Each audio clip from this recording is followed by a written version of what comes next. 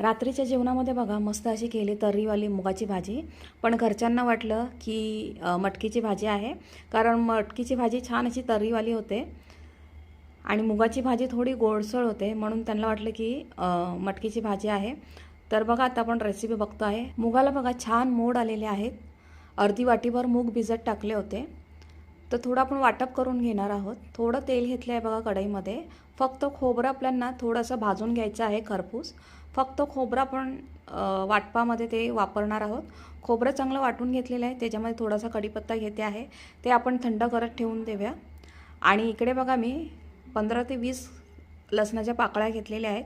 चांगलं असं कुटून घेते आहे खलबत्त्यामध्ये.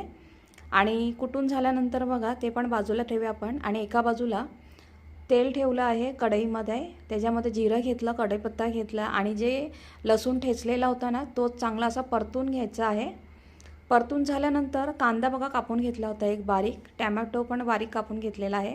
पहिला आपल्याला कांदा चांगला परतून घ्यायचा आहे. कांदा परतल्यानंतर टॅमॅटो आपल्याला परतून घ्यायचा आहे. कांदा टॅमॅटो परतेपर्यंत जे खोबरं भाजलं होतं ना, त्याचं छान असं बघा इथे मी पाणी न टाकता त्याचं वाटण करून घेतलेलं आहे.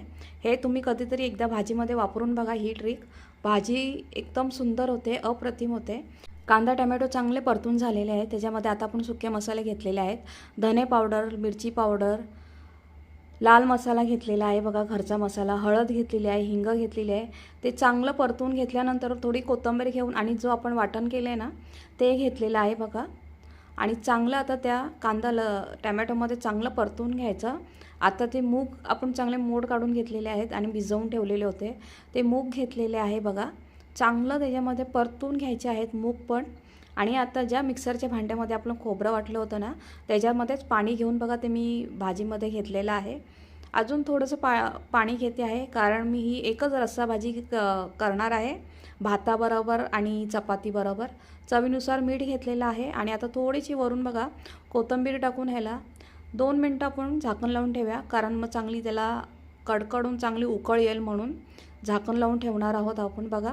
झाकण लावल्यामुळे पटकन त्याला उकळ आलेली आहे भाजीला. मूग पटकन शिजले जातात, त्याला वेळ नाही लागत. तर भाजी आपली मस्त तयार झालेली आहे. कशी वाटली मला नक्की कमेंट करून सांगा आणि तुम्ही पण करून बघा. चला बाय.